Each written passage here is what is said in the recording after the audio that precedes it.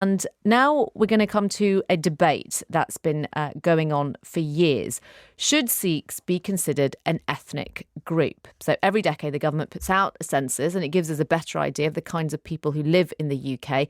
And when you fill out the survey, under the ethnicity section, there is no box to tick to identify as Sikh. Now, the calls for this to be added to the census are growing stronger from sections of the Sikh community and from some MPs. So joining me now to talk about this is Labour MP for Slough, Dhesi. Morning, how are you? Morning. Good to have you on the show. And you agree that Sikhs should be added as an ethnic group? Yes, I definitely do.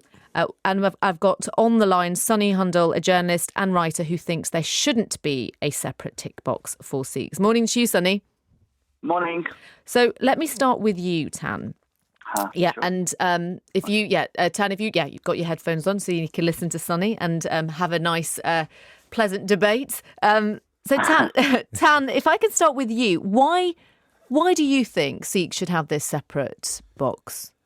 First of all, I think it's about being able to identify as you want to identify. And I think indicating one's ethnic group is a self-identification measure.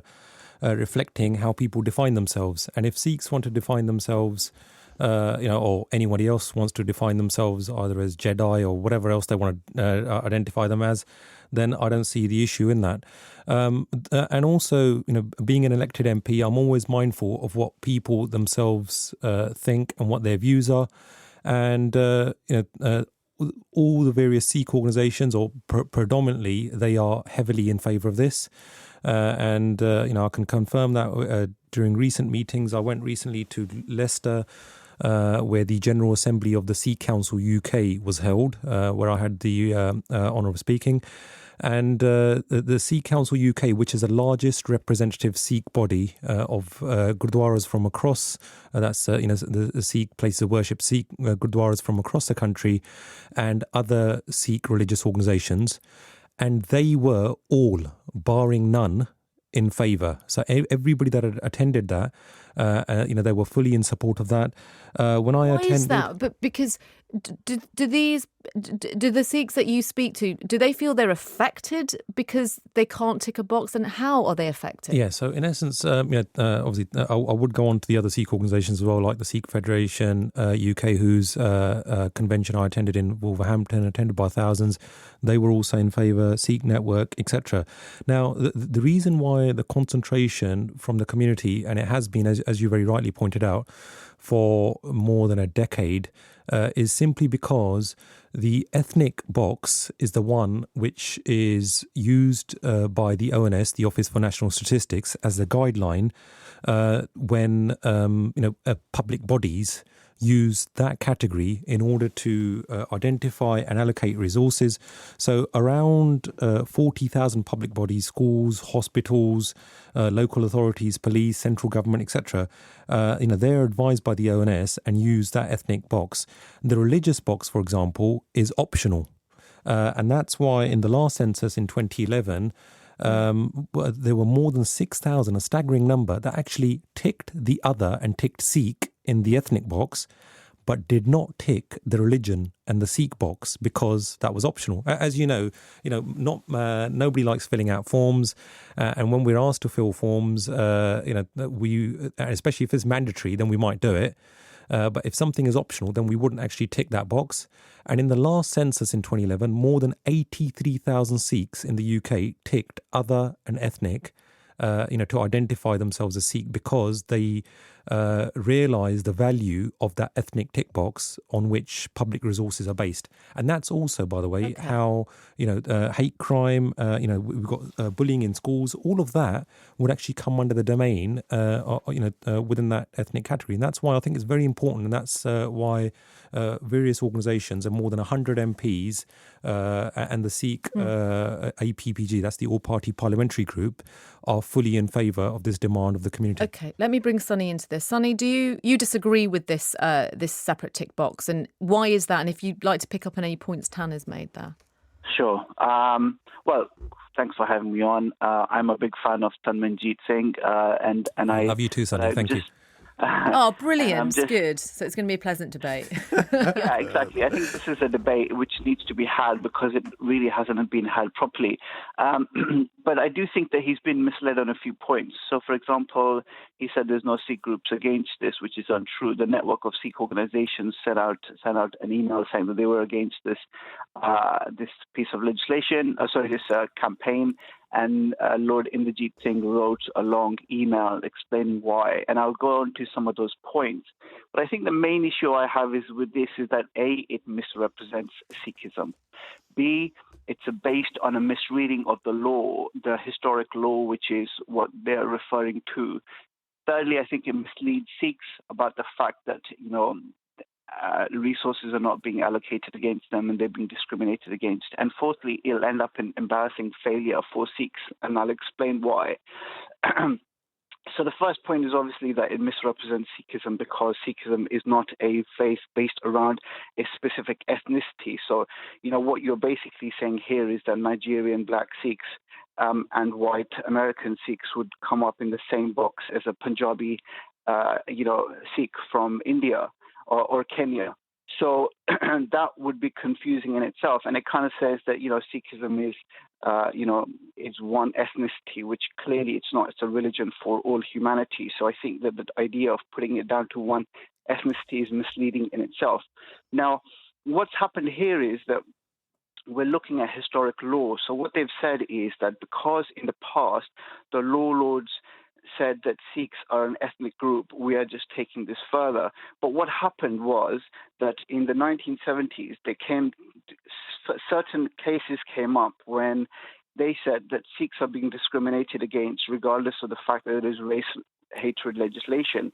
And because, for example, they were wearing turbans, a boy was turned away from school for wearing a turban, Sikhs weren't allowed to wear a motorcycle. They were forced to wear motorcycle helmets instead of their turbans.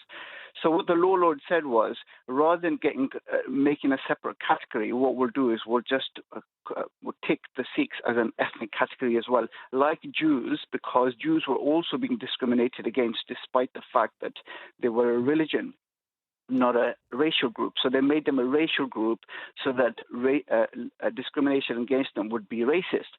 But you can't take this to a conclusion and say, therefore, we should be allowed to become a complete ethnic group. Because the next time round, then Hindus will say, or Muslims will say, well, if Sikhs are getting this, special category for them so they can get extra resources, why can't we? Why can't Hindus and Muslims also become an ethnic group? And then the whole category becomes useless in the census. It makes no sense then to have Hindus, Muslims, Sikhs next to Indian, Pakistani, Bangladeshi, and all the rest. It's certainly got a point there, Tan. Doesn't it become meaningless if everyone just goes off and defines themselves in different ways? Ultimately, look, we've got to work within the parameters which are set by the government of the time, and by society. Now, with regards to the remarks by Lord Inderjeet Singh, I'm fully aware of that and his network of Sikh organisations. But when I said that the overwhelming majority of Sikh organisations are in favour, but in particular the Sikh Council UK, wherein everybody that had contributed towards that was actually in favour. In 2016, when the ONS actually held their stakeholder consultation, no organisation or individual raised any objections. But it seems now that we're at the 11th hour that an objection, has come in.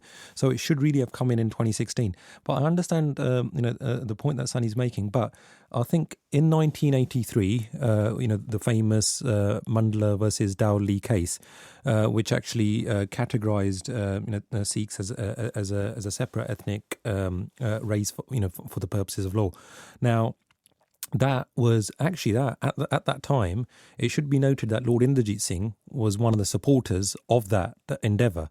They were using the law and the parameters at that point in time to help the community. That's exactly what we're doing. That's exactly what we're doing in 2017, looking at the demand of the community, looking at what the issues are, looking at how we can tackle hate crime, how we can tackle school bullying, with children, with their patkas, their turbans, when they have discrimination. I myself, when I was at school, somebody tried to pull my turban off and so on. So you got all of those issues. Various individuals. I think this is a bit misleading as well. So, I was making a separate point that what if Hindus and Muslims also categorize themselves as ethnic group? Then what are you going to do? Then the whole thing falls apart. But you raised a separate point, which was about tackling religious hatred. Now, as you know, my brother was also, had faced discrimination because of his turban. And so I'm fully aware of all this, of those issues. But I think it is misleading to claim that we can only tackle hatred based on religion, or we can tackle the needs of the Sikh community, Sikhs in Britain, only through this categorization. That is categorically untrue. And I have asked repeatedly the Sikh Federation and the Sikh Council for evidence that Sikh communities around the UK were being denied any resources because they were categorized as a religious group rather than an ethnic group, and they could offer me no evidence whatsoever. So that what happens is that certain councils or bodies may choose to use ethnic categories for resource allocation, but in many other cases, they use religion to. So, for example, if they want to deal with alcoholism, or they want to deal with heart disease, for example, within the Asian community, then they will say, okay, we have a particular problem with Sikhs, or there's a problem with Muslims. Now, for example, you know very well, there is a Muslim group, British Muslim APPG, which focuses on religious hate crime in the UK. Now, that can be done regardless of whether Muslims are being categorized as an ethnic group or not. So we can tackle these issues regardless of the need for an ethnic. I mean, I want Town to come in on that. But Sunny, you know, there's Preet Kaur Gill, who's another Labour MP, obviously, wrote a piece in The Guardian saying Sikhs are often ignored in lots of areas like jobs and service provisions. And so there is this discrimination going on. She obviously agrees with having a box to tackle that. Again, that doesn't stand up, because actually Sikhs have a much higher rate of employment than Muslims do in the UK. And there is no evidence that people are discriminating specifically against Sikhs where they wouldn't against other minorities. And so you have to then say, okay, where is the evidence for this, that Sikhs specifically are being pulled out? Now, there is no doubt that there is some discrimination against people based on their turban, based on the fact that, they look a different color and whatnot. But if we are going to break this down and say Sikhs are facing discrimination because of this, then you need some evidence. And you can't just say, well, the evidence will come once we get an ethnic tick box, because, again, it doesn't make any sense. You're talking about religious discrimination, and you're saying the only way we can tackle this is if we categorize everyone as an ethnic group. You see what I'm saying? It doesn't make any sense. What do you think, Tan? Let me give you a very tangible example. In the recent parliamentary debate, we had the Deputy Prime Minister, Damien Green. He stood up and extolled the virtues of the race disparity audit, wherein various people or ethnic groups were had been affected by discrimination. Now, within that race disparity audit, there was no mention of Sikhs. And as you very rightly pointed out, it was pointed out to Damien Green. However, he did not have an answer to that because there were not any statistics. Now, that is why it is important that if, the community which numbers, at least 400,000 or 500,000 in the UK, that's why they want those numbers and those stats in order that they can actually tackle that. If we don't have any figures or stats at the moment, it's merely subsumed. I see also your point about religion or ethnic group. Let me just answer that specific point, if you don't mind, quickly. Yeah. You are right that there is no specific statistics on this, but that is only because the government hasn't bothered collecting those stats. There's nothing stopping them right now. In the same way, for example, they have no specific stats about discrimination against Muslims, for example, or Hindus in this country. And so, if you are going to tackle these issues, they can be done. It's just that the government is not doing them, even though it is entirely within its capability to do so. But asking for a separate category doesn't mean, I mean, for example, can you right now tell me what are the numbers for, I don't know, the ethnic groups, for example, the Indians, for example, those stats are again not there because the government just does not bother collecting them. But that's what, the separate ethnic group, those are the statistics that are used by public bodies. And as I said earlier, around 40,000 public bodies. Now, the religious group, as I pointed out, is actually optional. And also no, it's not. That's actually mandatory. And that's what, the ONS has actually given that as a guideline to public bodies. Now, with regards to the point about religion and ethnic group, I'll take that point, but it should be noted that in terms of Sikhs within the UK, predominantly, and when I say predominantly, more than 90% are from the Punjab, and in essence, that it is a separate ethnicity in that sense, and that was what was used in the arguments during the 1980s in order to have that the ethnic group legally recognised. You've got Sikhs from America, you've got black Nigerian Sikhs in this country, you've got white Russian Sikhs. In this country, Spanish Sikhs that I've met. With all due respect, more, as I said, more than 90% are still from a particular region in the Punjab, and I think that's a widely acknowledged fact. So that's why I think Sikhism is a global religion. You can't just say just because most Sikhs come from Punjab, therefore we should put them in a separate category. Where do the Russian Sikhs go? Where do the Nigerian Sikhs go? Agreed. That's why, as I said, working within the parameters in the 1980s, that is why Lord Singh and various others, supported that cause within the Mandela versus Lee case, because in order to tackle discrimination, you need to work within the parameters of the law. And in 2017, that is the best way to do it. And that's why if we want in future, whenever the race and disparity audit is undertaken, or whereby any other public bodies, when we, say, for example, I'm the MP for Slough, if I want to have figures and I'm going to the local schools or I'm going to the hospital and so on, if I want to see if there's a particular problem, we know that Sikhs predominantly, especially the Punjabis, they're affected by, in terms of heart disease or diabetes and so on. We can actually see trends, whether it's in terms of hate crime, whether it's in terms of bullying, etc. Those are only. Can I just ask, Tan, do you feel, because you are Sikh and you are a Sikh MP, that there is pressure on you from your community to deal with this issue? Well, I will be consulting various communities on various issues. So whether it's the Muslim community, whether it's the Christian community, the Eastern Europeans, I'm obviously constantly contacted on various issues. Now, being the fact that there are only 2 Sikh MPs elected to the House of Commons, by the way, we're both in favour, as you stated earlier, that we are contacted by all the organisations, and I make it a point, wherever possible, to actually reach out to those organisations. And as I said, whether it's the Sikh Council UK, whether it's the Sikh Federation, the Sikh Network... I mean, look, is there pressure then? That's okay, but this is. I think this is slightly misleading because look, certain Sikh organisations are for this, but I think there is an agenda behind them as well. But the point is, what do you think the agenda is, Sonny?